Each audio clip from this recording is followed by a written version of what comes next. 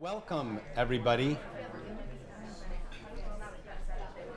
I'm Danny Warshay. I'm the executive director of the Nelson Center for Entrepreneurship, and really happy to see you all here today. I haven't even had the chance one time this semester to ask my question, and some are smiling because you know it's coming. I know it's routine, but it's still relevant. I want to ask, for how many of you is this the first time you've been to a Jonathan M. Nelson Center event? Raise your hand. All right, I love seeing that we've never exhausted the supply. So really happy to have all the new people here with us. Thank you for coming. If you don't know already, you can sign up for our periodic email update and learn more about our center at entrepreneurship.brown.edu. And you know that we're responsible for everything related to entrepreneurship here on campus. So that means curricularly, we're teaching courses, we are hiring faculty, we're doing academic research, we're also doing a lot of things co-curricularly. So lots of events like this, speakers, workshops, office hours, other kinds of events outside the classroom. And then we like to say we're not only teaching you about entrepreneurship, we are empowering you to do it. And so that means we have all sorts of venture support resources. And that includes things that many of you know about because you're recipients of several increasing amounts of grant funding, Explore grants, Expand grants. And then many of you know about our summer accelerator called B-Lab. Some of you have participated in it. And we have another cycle of applications coming due on February 15th at noon. Not at midnight, at noon. And I'll point to our esteemed director of B-Lab, Jason Harry, in the back. And if you have questions, maybe even after today's event, you're welcome to check in with Jason.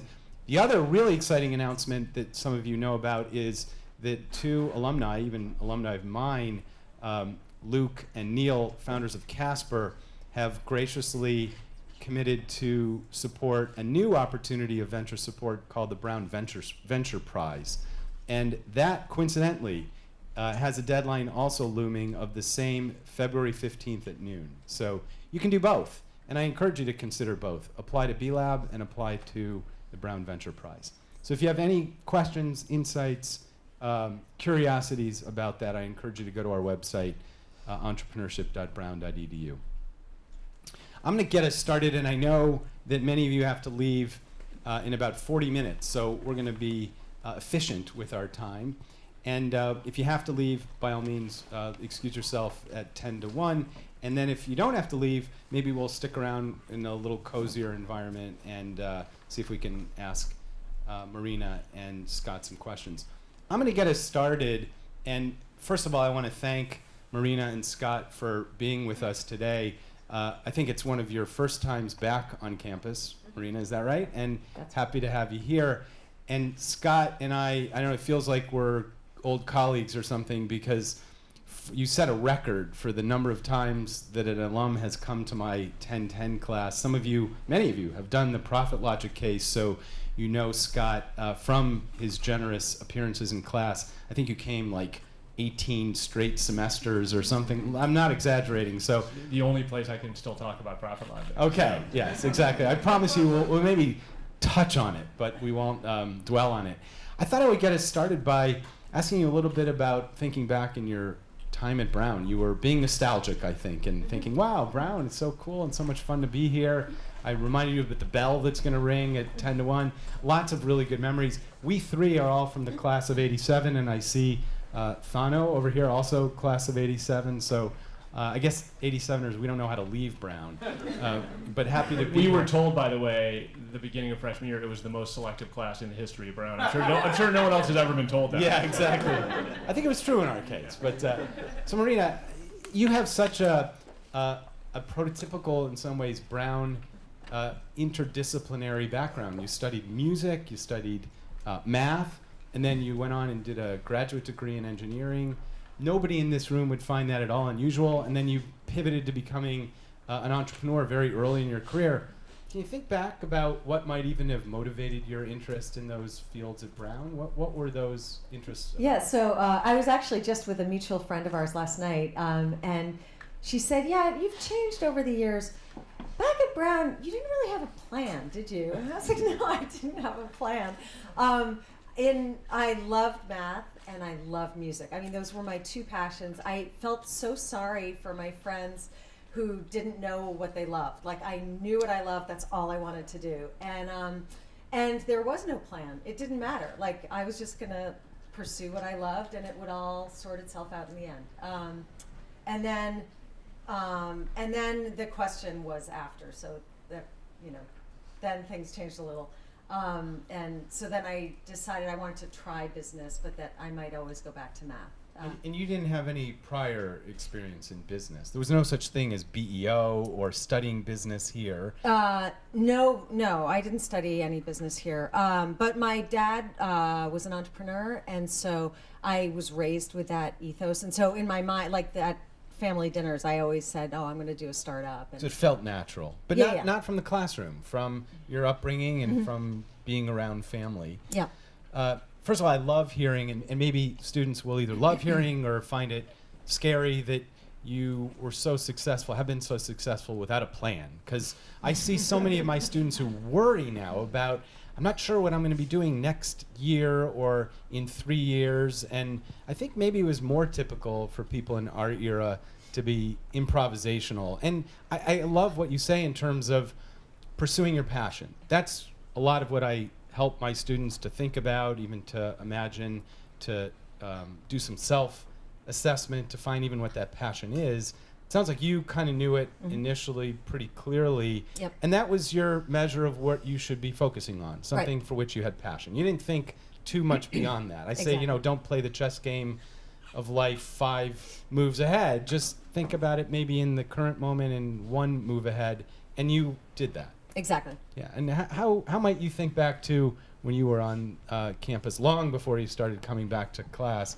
Can you think about, were you deliberative about how you were pursuing things, or you were also kind of spontaneous? Yeah, I mean, I'd love to say I'm super spontaneous, but that would probably be false. But I wasn't deliberate about my career path, per se.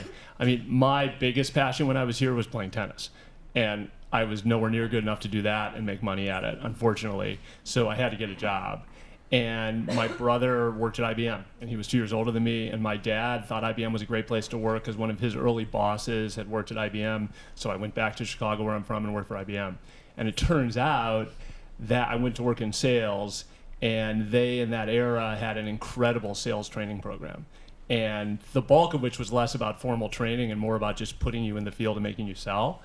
And it was fundamental to kind of everything I've done since in my career, those sort of early sales skills and sort of honing my ability on that front. So, that's interesting. Some of my students, I think, will hear that as a familiar refrain, because you remember Bill Solomon at HBS, and he would always say, if you want to be an entrepreneur, go learn some sales training. Go learn how to sell something, because no matter what context you find yourself in as an entrepreneur, you're going to have to sell, whether it's to a colleague or to a banker or to a board or an investor or a client or a customer. And I think HBS people thought, well, that's what other people do. We don't do the selling.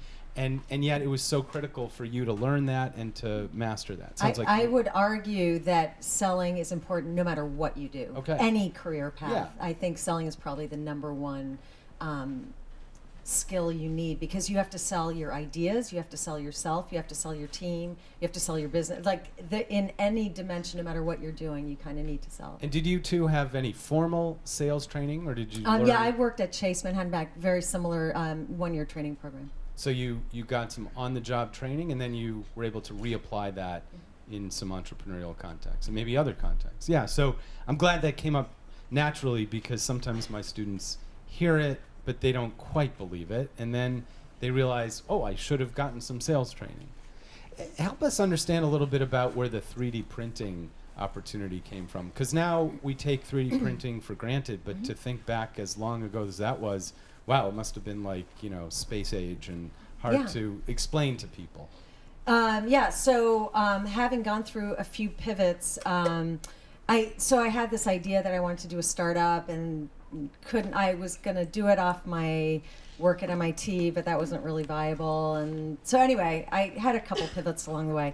And then finally went to the licensing office at MIT. And what they do is pay to patent inventions that are made by the students and the professors. And then they look for individuals and companies to commercialize those technologies. So this was one of two technologies that I looked very seriously at. Actually tried to negotiate the other one, but the inventor wanted too much for it, and so we didn't ultimately reach agreement and came back to this one. And in the end, What was the other one? the other one actually did get off the ground and then kind of flopped. It didn't have a market. It was a haptic device, Sensible Technologies. So my husband and I had done some work renovating buildings, townhouses in the Back Bay, and I had done all the CAD design for that. And in that process, one of the buildings we did was multi-story, and I was having trouble visualizing the staircase and how that would work with the design. So my husband went out and bought some foam core and built a 3D model. And in that process, we kind of recognized the value of a 3D model. So when I saw this technology at MIT, it resonated like, oh, this would be perfect. Like, we could have really used this for architecture. Turns out architecture is a terrible market for it for a variety of other reasons. But that's why it kind of made sense to me at that time. And it was raw technology, or it was already kind of productized? So at that stage, there was a team of about 30 students working at MIT on the project. But the professor's goal was to make parts out of metal, so you could take in the space station, you could take a bag of powder and a 3D printer as opposed to taking inventory of spare parts. So that was sort of the vision, and his goal was to make metal parts. And there were two guys they were designing their own print heads in order to make parts out of this metal material system. And there were two guys working on the project at MIT who were very frustrated with keeping these print heads alive. And so they turned the problem on its head and said, instead of designing a print head around a material system, let's take an off-the-shelf inkjet printer that thinks it's printing on paper and design a material system that will work with that printer. So these two guys were way out of the box. And the prototype at the time that I first saw it, it was like this mess of chewing gum and glue and like 4 computers, and you needed a person to stand there and pour powder every minute. But it proved the concept that it could work. So it's still fairly raw, and then Very raw. you translated it into a real commercial opportunity. One thing that's interesting there, and it relates, I think, maybe the only Profit Logic reference, but still to a Profit Logic anecdote, is that you weren't the inventor of this. You saw an opportunity in an invention that somebody else created. Mm-hmm. And that's sometimes new as an insight to our students, that you don't have to be the actual inventor. You don't even have to be the founder of the company. You can catapult somebody else's initial opportunity into your own. And did you think in those terms, or it was kind of just accidental? You wandered into the IP office, or you really well, thought? I mean, I had this idea that I wanted to invent something and commercialize it, and it just didn't work out. And so this is sort of where and no it shame, no harm done in borrowing somebody else's. And I don't know how it worked out, but perhaps win-win. That that person's sounds like chewing gum based technology wouldn't have seen the light of day if not for somebody like you. Yeah. Then they were, when I first met them, they said, we're 2 engineers looking for a boss. And so it was a great situation. And my husband, who's a lot older, had a lot of business experience and was involved as well. So it was a really unique mix of capabilities and experience. So maybe we'll circle back and you can tell us a little bit more about the story. But the connection, I thought, thematically was, I know you tell the story, and maybe you could just briefly, because the Brown connection of how Profit Logic came around and what your connection was with it. And we always say in class, proudly, we know Scott Friend, he wasn't the inventor, even the founder of Profit Logic. But if not for you, Profit Logic wouldn't have been anything like it became. But that early moment when you made that connection has a Brown root, yes? Yeah, so the sort of backstory before the backstory was, and I'll go way back. so I worked at IBM for 6 years, went to business school, came out of business, so I'd been in a big company, obviously, at IBM, and I knew I wanted to do something entrepreneurial. I didn't really know why. I just felt like I could kind of help commercialize something, but I didn't have an idea. I just wanted to go be a part of a startup. And so at the tail end of business school, I was looking for opportunities. I looked at a bunch of things at the technology licensing office at MIT. I met a lot of engineers who had super cool products, but they weren't that inspiring to me. I met a bunch of startup companies that were looking for someone like me, but didn't want me in the lofty role I thought I deserved because I was at HBS, and so I had a massive ego at the time. And I ultimately went into management consulting for a year, thinking that was a good way to sort of pay off business school and just, kind of have a job, and I hated it. And a boss of mine from IBM had gone to a startup in Chicago and sort of encouraged me to join. It was in the educational software arena. And I joined that sort of thinking, this is a place to get myself in the mix of entrepreneurial stuff. It was a head of sales and marketing role. I loved the guy. And I thought it sort of puts me in that world in a way, and who knows where it'll lead. And it was a really fun experience, and the company was doing really nicely. And in retrospect, I owned a fair amount given the role I had. But my feeling at the time was, boy, like I'm driving all the business here. This was false, but this is how it felt to me. I'm driving all the business here, and someone else owns the company. And so like he's going to get rich, and I'm just going to get a commission. And so I had this epiphany that like if I wanted to be a big fish, I better find a really small pond. And right around the time I was thinking about that, I was at a wedding of a mutual friend. This was Thurston's wedding. So Marina and I were in the same freshman hall, by the way. We've been friends since we were here freshman year. Unit 11. Anybody Unit 11? Let's go, Unit 11, come on. Along with like 5 other people. Yeah, and like a whole, we have this group of people that all ended up back in Boston. We've all been friends for 30 years. And one of those people, it wasn't his wedding, it was a friend's wedding, but one of our group of friends was there, as were his parents, who we were all close to. And the dad, who was in his probably late 60s at the time, approached me about this little boutique consulting shop he had and something he was working on that he wanted my input on. And it had to do with retail, and he knew that I had a little bit of experience in the retail world from my work at IBM. And I knew enough about math to be dangerous, and this was sort of mathematically oriented. And he invited me in, and what I saw was astounding. He had sort of developed this way to forecast unforecastable stuff, basically. In his case, fashion merchandise. And I thought, boy, if you can really do that with some level of predictability, there's a way to turn that into lots of money. And at the time, he was running around doing consulting projects for like $50K a pop. And so long story short, through this Brown connection, I ultimately decided to leave the startup I was at and join him. And he had one partner as well at the time to go try to commercialize this intellectual property he had built.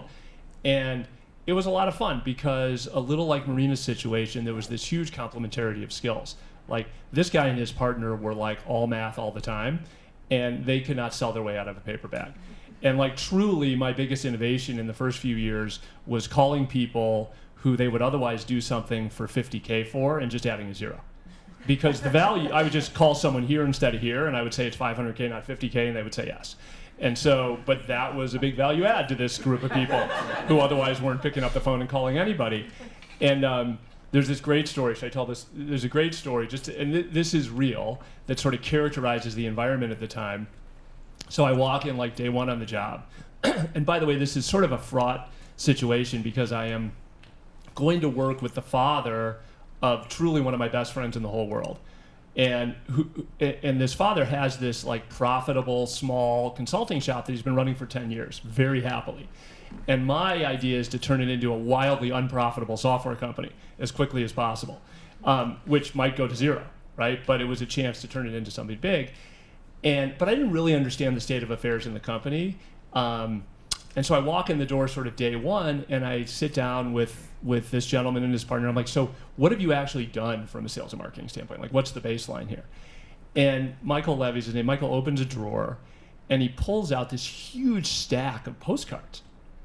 And like every one of them has like a name and an address filled out from like a senior executive at some retailer, head of merchandise planning at Sears, head of merchandising at Best Buy, head of inventory planning at Macy's. like this big stack.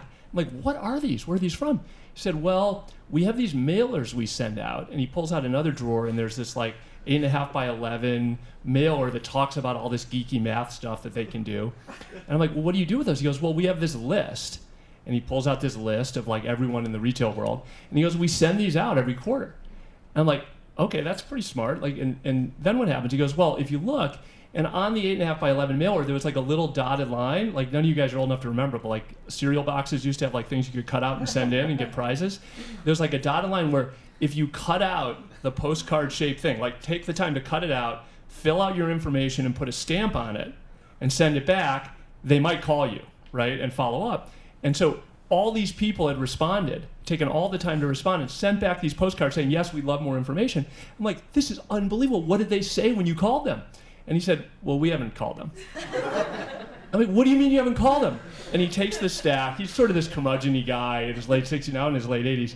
He takes the stack, and he looks at one, he goes, Joan Smith, Sears. Where's Sears? Chicago. I don't want to go to Chicago. He pulls up the next one, Joe Blow in, Minnetonka, Minnesota. I'm not going to Minnesota, right? Like one after the other. So that was the state of play. And the big epiphany to me, and it's very much become true as an investor, I'm curious if Marina has the same experience, but this complementarity of skills on a founding team is so important to the chemistry of the organization and the ability to kind of get escape velocity. Yeah, interesting again that's a common theme in the experiences you both had. And maybe a Brown theme, I'd like to think, which is liberal arts. We learn a lot related to music and math and whatever we want to take here. And maybe some angst about, well, who are we going to fit with? And are we going to be the person in the lab launching the technology? But as it turns out, we have all those raw skills that are good complements to other people who may have very narrow focus skills. Both are important. Profit Logic needed Michael Levy, the PhD rocket scientist, and you needed the guy in the lab, the two engineers in the lab, or it wouldn't have been successful. But as you so nicely said, they needed you. And Michael Levy sought you out at a wedding to say, I need you. And none of that would have been successful without both kinds of skills. I pause to emphasize that because I know from my own students how critical an insight that is for people who are studying things at a place like Brown that aren't meant to be pre-professional, aren't intended to teach you a trade. They're designed to teach us the way of the world, core skills. It's, by the way we think of and teach entrepreneurship here. Not as a trade skill, but as a liberal art, as a methodology, we say, for solving any kind of problem. And so we know there's lots. You asked me, well, who's in this room? And it's, if we went around, we represent every discipline, every concentration, including independent ones, at Brown and RISD and elsewhere. So the theme you're expressing, I think, is, at least I hope, a nice reflection of what Brown prepares us for. Definitely. Yeah, and it's very much like our team, there was this magic chemistry in terms of what everyone brought to the table. But like, we didn't hang out and drink beer together. You know what I mean? These aren't people who I'm friendly with on a personal basis. We're friendly, but it's not like this is my core group of friends. It's a very different thing. And interestingly, like since Z Corp, nobody has achieved the same thing apart that we were able to achieve together. That's interesting. I've seen the same phenomenon, and this is not to say you or I were sort of the critical link in these processes, but of this incredible core group that we had at Profit Logic, less so the original founder and more like this team that we built over time that had incredible chemistry and this success together. No one seems to have found it again, and they're all incredible individuals who I'm sure are huge assets to the teams they're on. But there is something magical when people come together at, both the complementarity of skills and interpersonal fit, which matters. There's also a stage of life thing, like when everyone's sort of in it at the right time for the same reasons and willing to kind of invest the time and energy and focus that startups often need to get off the ground. And it's just hard to replace when you've had that happen. Yeah, and I think sometimes young entrepreneurs, I've seen them, they try to find a business partner who's in their own image, and that's like the last thing you want is two of the same. So you asked, actually, just parenthetically about that. When you have your investor hats on, because now you're doing other things, how do you detect whether that chemistry is there? Is there some model, some imprint that you're identifying? Is it intuitive? What are you looking for when you're looking to invest in a team? Well, I mean, you can tell in a meeting how people are getting along, like if they're not interrupting each other or correcting each other, and sort of you can tell if there's a mutual respect, and you just get a sense for how much each person is lifting. And is that chemistry that you're identifying primarily versus like, resume items and history of experience? It's probably both, but probably at the end of the day, it sounds like what would make it or break it is not did they have the right degree in school, but more is the team in sync. Yeah, in sync, same goals, and each bringing something that's really unique that would not exist without that person. I agree with all that, and I guess the added element, and I guess I have doing this as part of a kind of institutional platform at Bain Capital. I've been there 11 years now, a lot of reps at this, meeting hundreds and hundreds and hundreds of entrepreneurs. I know, crazy, right? 11 years, longest job ever. I find that, to me, the sort of evaluation of the entrepreneur is, it kind of boils down after a meeting on whether I feel like I would love to go work at that company. That's like my bar. Like, is there some combination of the mission, the way it's explained to me, and just the sort of persuasion and inspiration of the individual that gets me super turned on? And then there's another element to it, which is, and this is totally unfair and probably narrows my universe of investments in a way that's not that productive, but like, do we connect in a way that feels really good and really right? And that argues a little bit for my thinking, well, hey, I'm relatively easy to connect with, and if someone connects with me, that's a sign. And maybe that's too narrow a lens. But on the other hand, it just matters a lot. It matters a lot when you're going to go essentially get married as an investor and an entrepreneur for what could be 7 to 10 years in most cases. And it's a sign. Like, if you start trusting your own lens on these things, your ability to connect with an individual tells you a lot about whether it just sort of feels right at the gut level. I'm going to just forewarn that we'll transition to some questions, so be thinking of some things you might like to ask Marina and Scott. But as you think about making these investments, are there particular ones that you'd like to highlight? I know you like to talk about Rent the Runway.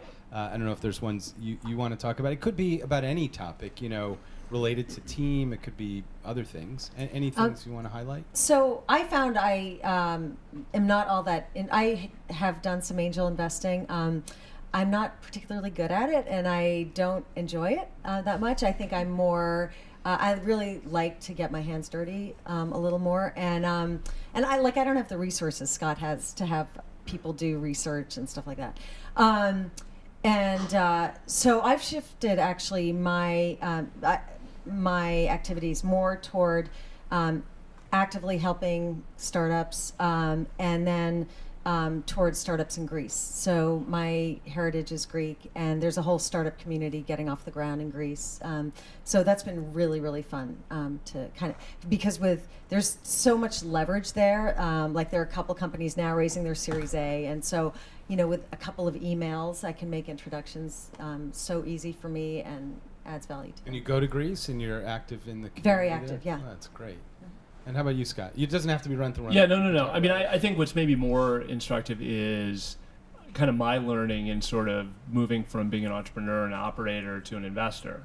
And it was a really hard transition for me. I spent, we sold Profit Logic.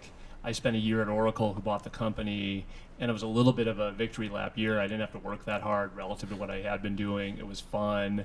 I knew I was going to come to Bain Capital afterwards, so I wasn't really worried about too much.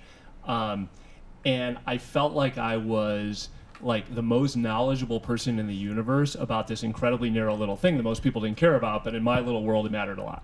And I got off on being that domain expert. And suddenly I'm at Bain Capital, where this place is stock full of incredibly successful people who are incredibly high charging. with a very diverse set of interests and backgrounds, and the inbound flow of opportunities was massive. And I felt like my job was to go look at everything and anything that came my way and figure it out. And 99% of the time, the entrepreneur on the other side of the table knew way more about what they were doing than I did. And I felt completely useless.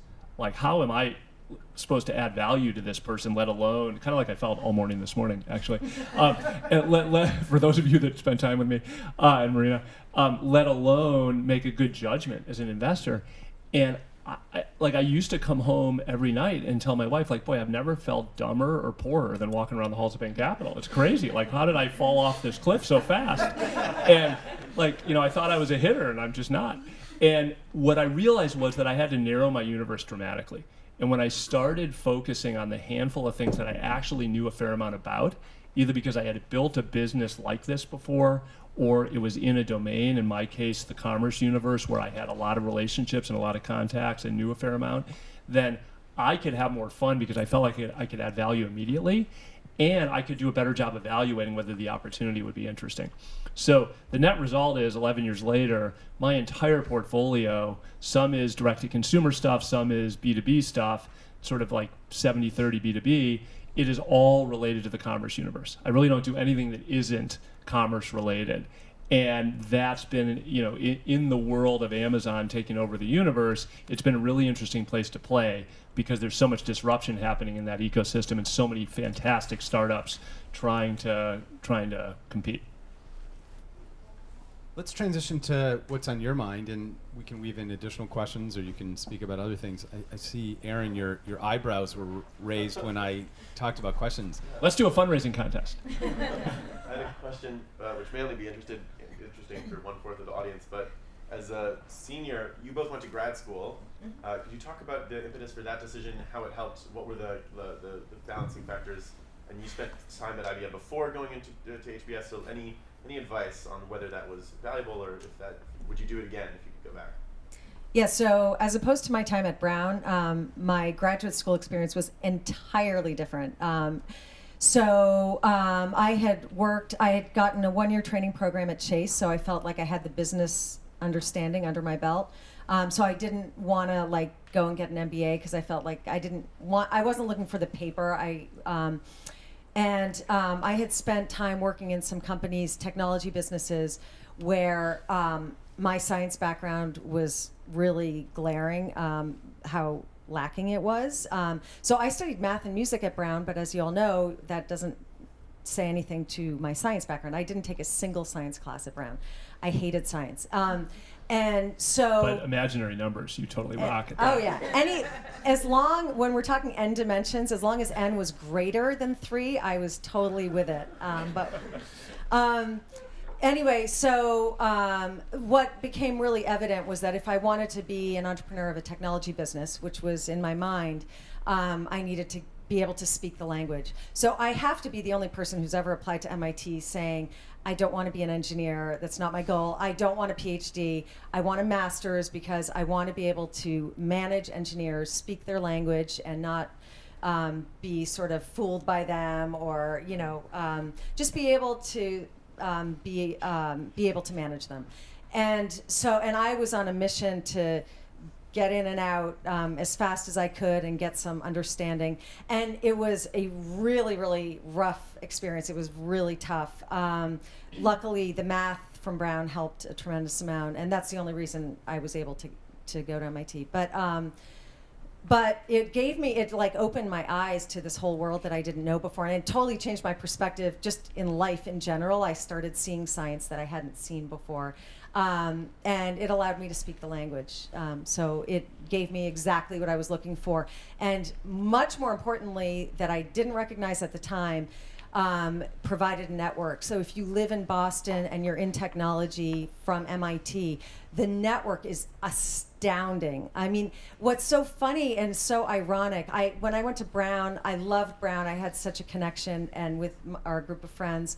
But going to MIT was the complete opposite. I made 2 friends and didn't know anyone. They don't even think you're friends, actually. And there was I was so disconnected. I would rollerblade to class and rollerblade home, and like just literally had no connection at all. But then after graduating, I'm so connected. I was just telling Scott, I'm on campus probably every week for something, because there's such a deep ecosystem there. Yeah, I guess my advice on that topic is very domain specific, because I can't really comment outside of the whole business school thing, because that's what I did. But I think my experience with it may be useful in the sense that I applied a couple years out of college after a couple years at IBM, and I got in. This was to HBS. I was living in Chicago at the time. My brother, who was 2 years older and also at IBM, and we had lived like parallel lives. We're super close, and we went to different colleges, but we were both tennis players, and we competed against each other all the time. And then we both worked at IBM, and like suddenly we were going to be in the same class at Harvard Business School. I'm like, this is like way too close for comfort. And so he went, and I didn't. But my that was part of the reason. The other reason was I just thought, like, I don't really need it. Like, I studied engineering and economics at Brown, and now I've been at IBM for a couple years. And I ended up going to Kellogg at night for free because IBM was paying for it. I'm like, who needs it? And I'm doing great at IBM, and I'm going to run this 400,000 person company someday, et cetera. That was my view of the world. And 3 years later, I reapplied and went. And I was sort of sick of it at IBM. I had been there for 5 or 6 years. And the actual experience was so fantastic and so fundamental to the rest of my career, I cannot tell you. And it had nothing to do with the education. I don't know if Danny went there, I don't know if he agrees. Like, the education was fine, and I'm sure I learned things, but that's not at all why it was valuable. It was the people I met, it was the credential and the importance of that credential in the business community, right or wrong. It was yet another network to exploit as an entrepreneur. I mean, the amount of phone calls and emails I sent in a completely unabashed fashion to Brown and HBS alums who happen to work in retail for the first several years of ProfitLogic's life, where I would say, I'm a recent graduate and I have this idea and I'd love to talk to you about it, even though my company had been funded and around for 3 years. But when you say you're a recent graduate and you want input, people respond. And so, like, I just milked the heck out of it. And so for all those, and I have relationships today, unlike your experience at MIT, some of my closest friends in the world, including one of my partners at Bain Capital, were in my section at HBS. So, and well, we knew each other here and there and everywhere, but I am a huge advocate of that next chapter of education. And I thought the opportunity cost was too high before I went. And because it's massively expensive and you can take on a fair amount of debt and you're giving up the earnings of whatever you're doing, in retrospect, it was like cheap. Other questions? Yes. What made you shift into investing versus continuing down the entrepreneurship road? In my case, it was, at the end of the day, I think, like, being really realistic about how lucky we were. So I had this group of people that I had worked with at ProfitLogic, and we all sat around for an entire year at Oracle talking about what we were going to do next. And as I said earlier, we felt like we knew more about this narrow universe than anyone in the world, and there were other opportunities to go build. And by the way, I also knew at that point empirically how easy it was to kick the ass of a big company when you were a tightly focused little company, because I had just done it. And that big company then had to buy me for a lot of money. And so I'm like, why don't we just go do that again? But every time we came up with that next idea, I would sort of, and everyone was like very enthusiastic about it, this whole crew of people. I would sort of scratch my head and remember like all that went into getting where we got and all the things that broke our way. And I suddenly was, 8 years older or 9 years older than I was the first time around. I had kids versus not having kids. I candidly had less ego, hunger, and financial hunger than I did prior because I had just had a success. And so some combination of all those things made me wimp out, candidly. And right at the same time, Bain had been my biggest investor. A couple of the partners at Bain Capital called and said, would you like to come here for a year and see if you like it? And so I sort of fell into it. And I haven't fallen out yet, so. You describe yourself not really as an investor, but there's a passion behind what you're doing in terms of your heritage, the culture that you identify with, the opportunity to spend time there. Was that the draw, or that Yeah. happened kind Yeah, of just accidentally. it was totally accidental, but yeah, it's just really fun to. So my filter as to how I spend time today, and by the way, the reason I thought about doing another startup a lot, and for me it was about not wanting to carry the world on my shoulders anymore. It's just, it's absolutely exhausting because there's never enough time in the day, and so you go to sleep every night with so many things left undone, and you could always stay up another hour and do that. And it's just so tired. I just remember going to the dentist and thinking, I am so jealous. Like, he gets to leave the office and turn off the light and go home, and like he doesn't take anything home. And that, like, imagine a life where you could do that. And so for me, that's what it was. Can I just rebut that for 1 second, just before you continue? Which is, like, I do think this is a little bit of like the old person's view of entrepreneurship. Totally. Because in the moment, because I feel the same way, except I never did then. And in that moment, I literally have never had more fun in my life, and there is no job I've liked as much. And as much it was crazy and overwhelming, it was fun, not work. Like, it just, like, in the moment totally you get caught agree. up. I don't want to discourage people from being an entrepreneur because, like, the dentist has more fun. Because, like, Sorry, I didn't mean to be sending that message. No, absolutely. No, it's in the context of already having done it. that's right. And yeah, it's totally different. So anyway, so my filter now for how I spend my time is where can I add value? And I'm pretty crazed about that filter. So I advise a startup right now out of MIT, and I go there and like sometimes the CEO will say, oh, da-da-da is coming by. Do you want to just stay for an hour and meet him? I'm like, no, I'm not going to add any value to that. I'm out of here. See you. And so it's the same thing with the grease. I feel like I can add value, and when I can, I do it, and if I can, I don't. I think we're seeing that a number of people have to leave, so I think what we're going to do is, why don't we pause, thank Marina and Scott for being with us, and then we'll reconvene as maybe a smaller group up front. So let's give these guys a minute. Thanks, everybody. Just have a couple more minutes, but I thought as long as we have these guys here, yes or no? Wait, you didn't have a question, did you?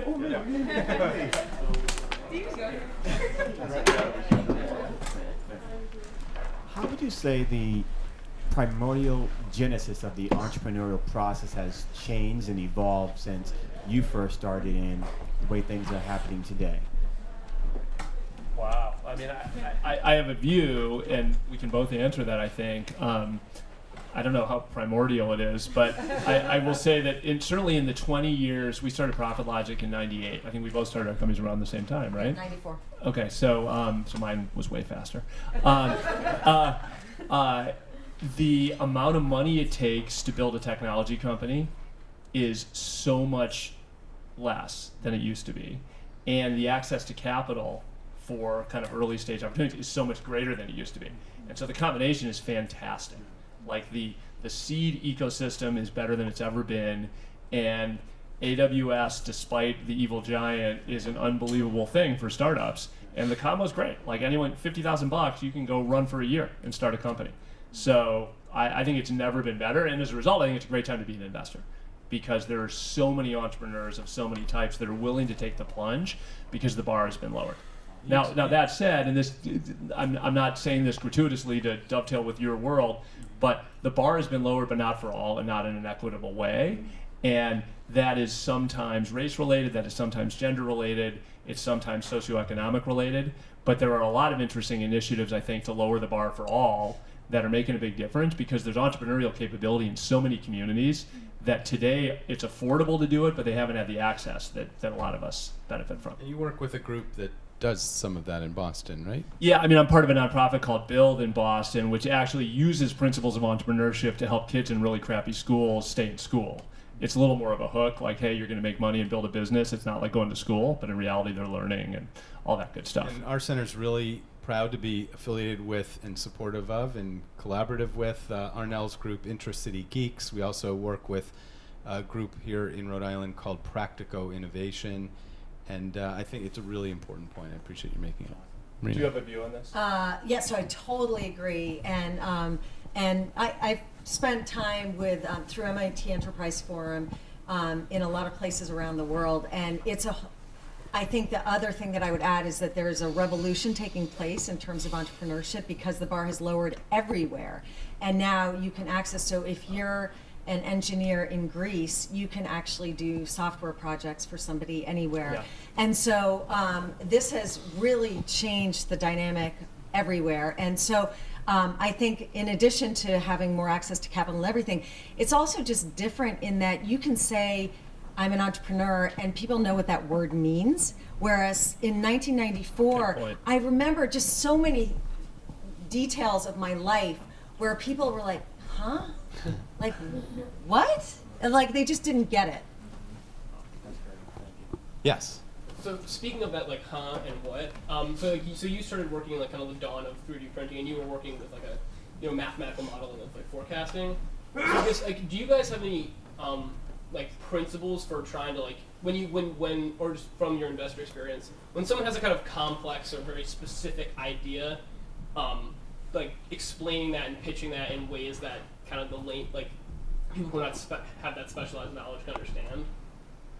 I would say, it depends how early that idea is. So there are complex, specialized things that actually require knowledgeable investors to understand, no matter how good you are at explaining it, because you're revolutionizing something scientific that just requires domain knowledge to get. And that's not what I do as an investor, but there are people that do.